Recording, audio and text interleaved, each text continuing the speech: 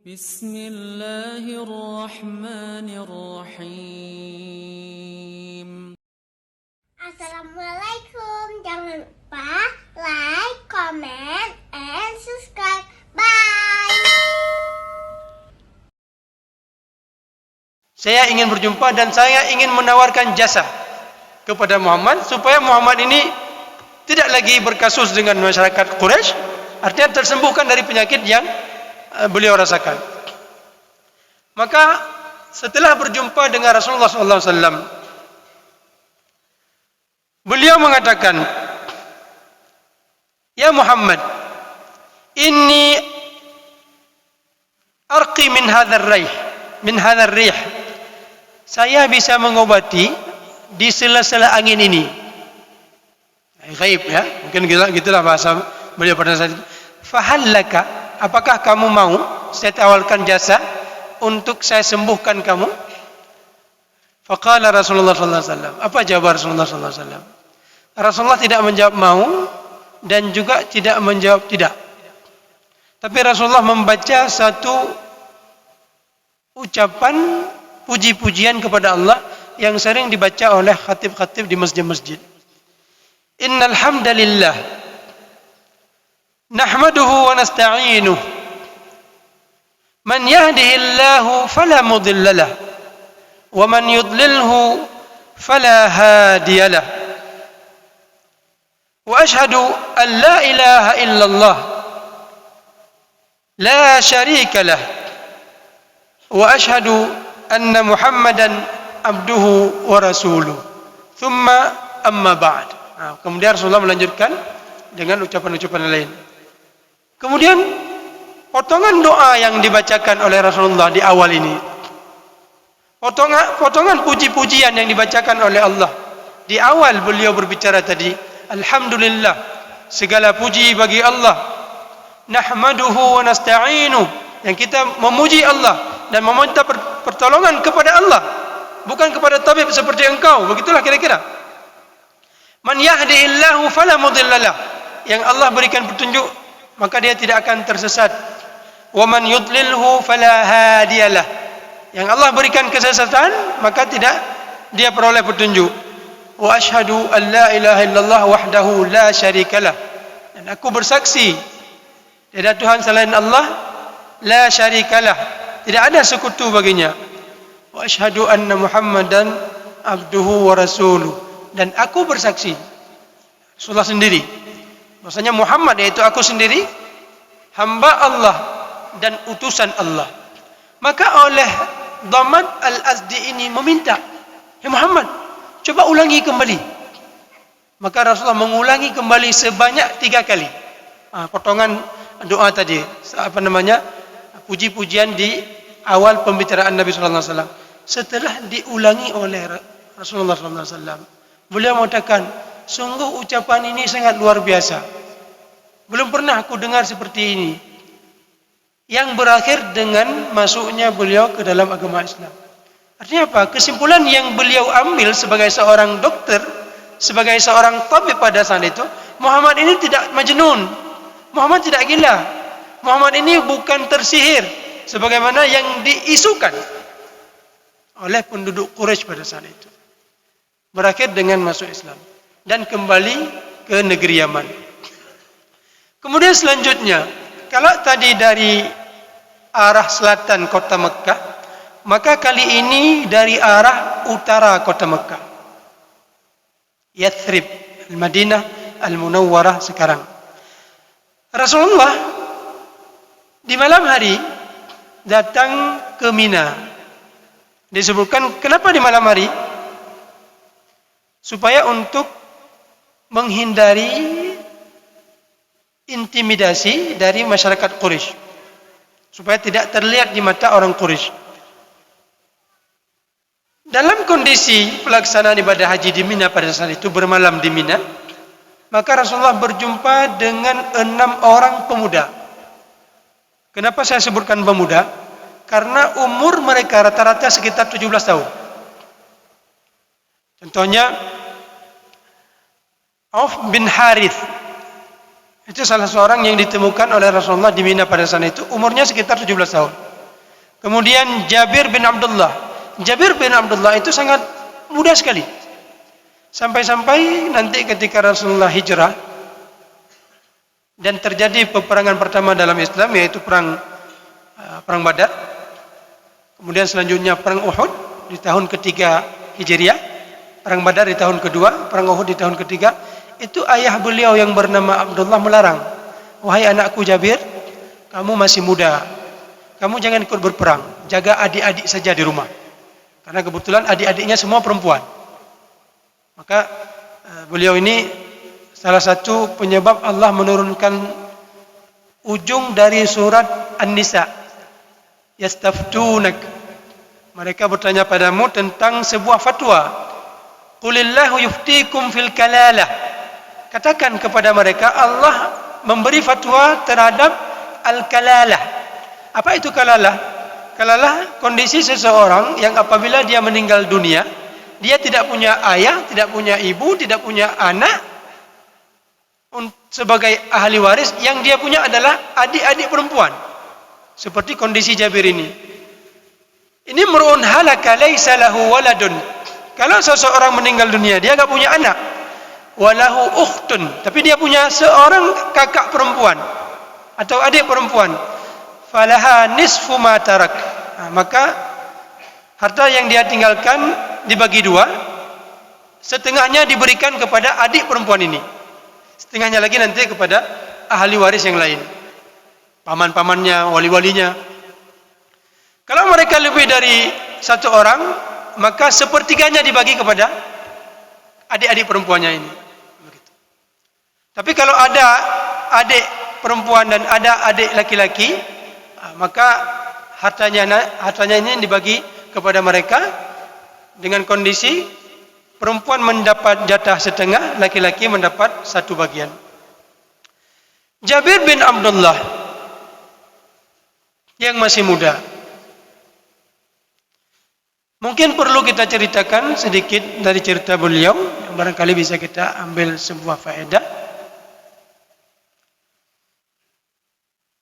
Peperangan pertama, yaitu perang Badar, tidak sempat beliau lakukan, padahal beliau sangat punya keinginan. Karena dilarang oleh sang ayah supaya menjaga adik-adik perempuan yang masih kecil.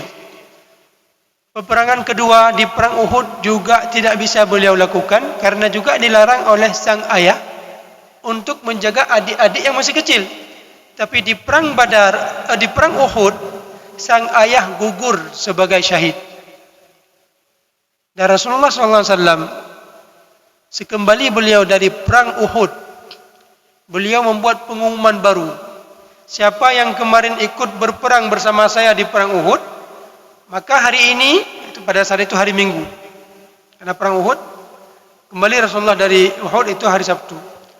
Maka pada hari Minggu kita berkumpul kembali menggerakkan pasukan untuk mengejar orang Quraisy yang sedang kembali ke Mekah.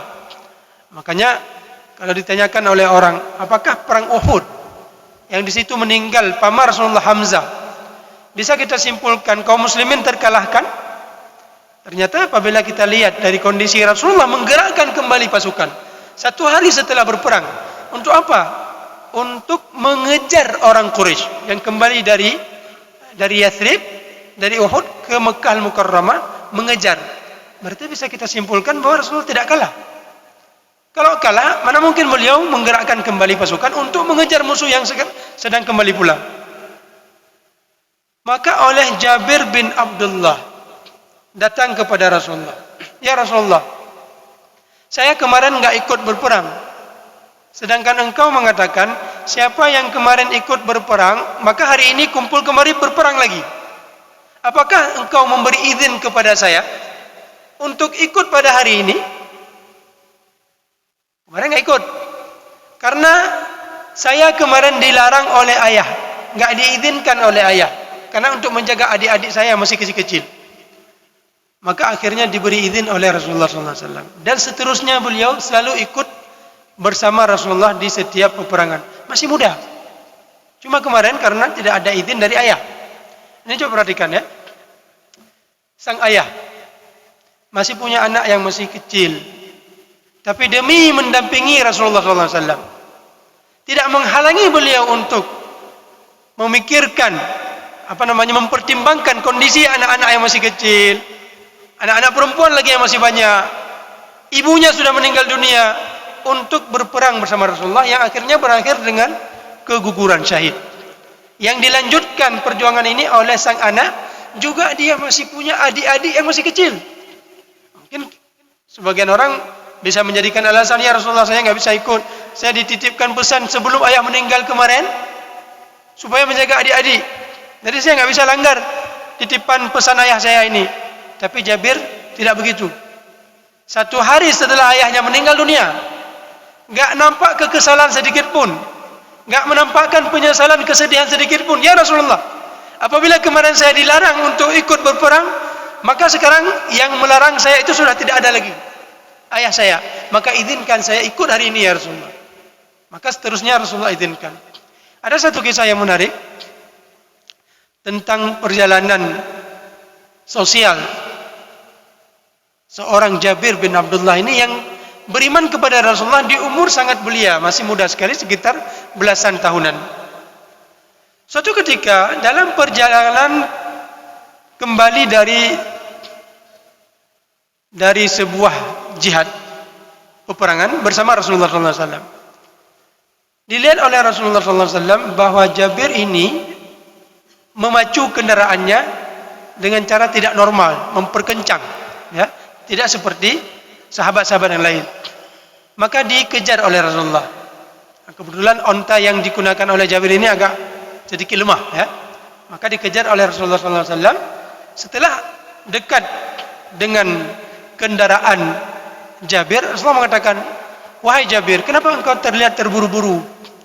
Maka Jabir menjawab, ya Rasulullah, saya baru saja menikah. Jadi saya rindu terhadap istri saya yang saya tinggalkan baru-baru ini. Kemudian Rasulullah bertanya, Jabir, kamu baru saja menikah dengan janda atau dengan perawan? Maka Jabir menjawab, bal saiban ya Rasulullah. Asaiban ambikran, bal saiban ya Rasulullah. Tapi istri saya ini adalah janda ya Rasulullah. Kenapa engkau enggak menikah dengan perawan? Kamu masih muda. Tula'ibuha wa tula'ibuka. Kamu bisa bersenda gurau, bermain-main dengan dia. Ya Rasulullah, coba lihat jawaban dari seorang Jabir ini. Ya Rasulullah, saya menikah. Baik, apa jawaban dari Jabir? Yang ini menjadi pelajaran bagi pemuda-pemuda pada saat ini, ya. Ya Rasulullah, saya punya adik-adik yang banyak.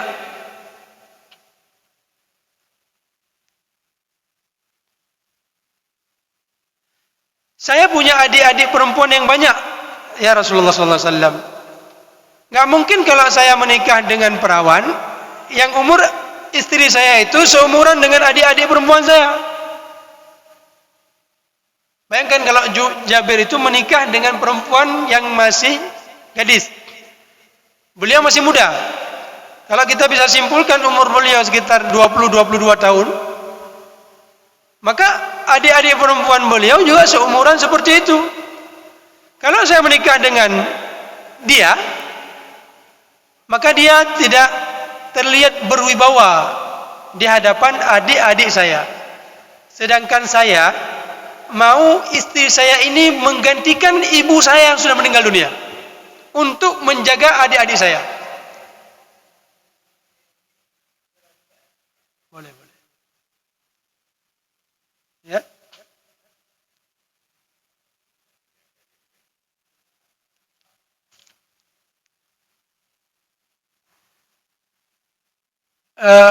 Apa tadi kita katakan? Jabir, ya.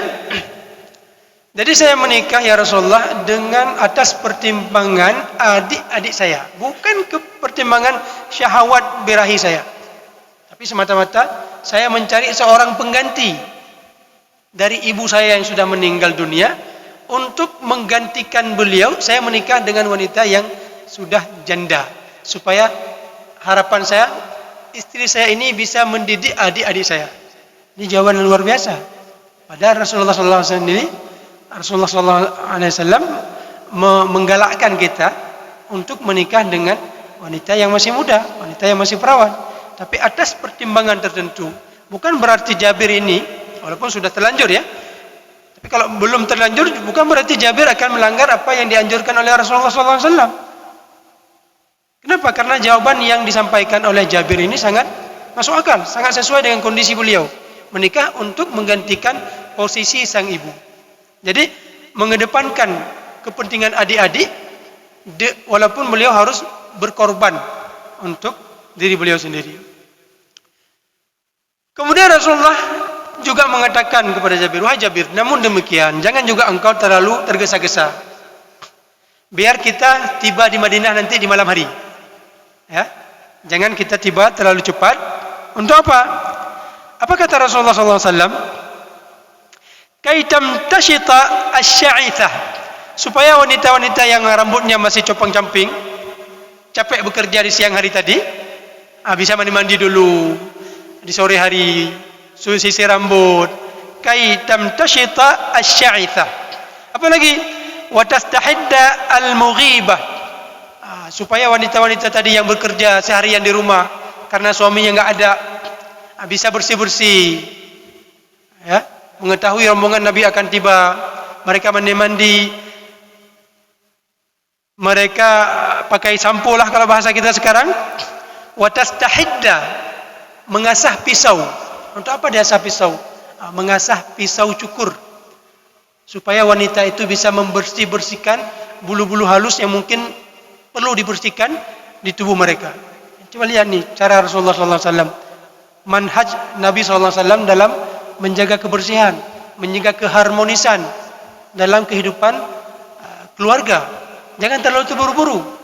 Biar kita tiba nanti waktu sholat isya, kita masuk ke masjid, kita sholat isya, masyarakat tahu kita sudah tiba, maka wanita-wanita mungkin selama ini nggak terurus karena nggak ada suami, maka pada malam itu mereka mengurus diri, menyisir rambut mereka, kemudian mengasah pisau untuk membersihkan bulu-bulu halus yang ada di tubuh mereka, persiapan menyambut sang suami. Itu cara Rasulullah SAW dalam menjaga komunitas masyarakat berkeluarga pada saat itu. Apalagi sosok seperti Jabir yang berstatus sebagai pengantin baru. Itulah mungkin barangkali yang mungkin bisa kita sampaikan terkait dakwah Rasulullah di tahun ke-11 kenabian bagi penduduk Yathrib yang datang ke Mekah pada saat itu. Yang tadi saya sebutkan Jabir bin Abdullah, kemudian Rafi' bin Malik, kemudian ada 4 orang tokoh lagi. Pada hari ini mungkin kita sebutkan nama-nama mereka saja, yaitu As'ad bin Zurarah, kemudian Auf bin Harith, Rafi' bin Malik, Qutbah bin Amir, Uqbah bin Amir, yang terakhir Jabir bin Abdullah. Bermodal 6 orang ini nanti di tahun ke depan, tahun ke-12 bertambah menjadi sekian belasan orang.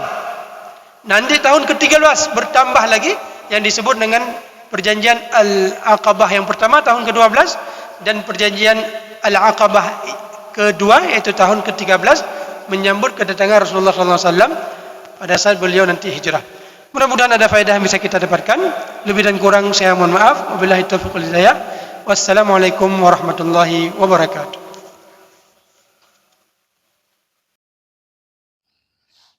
Terima kasih.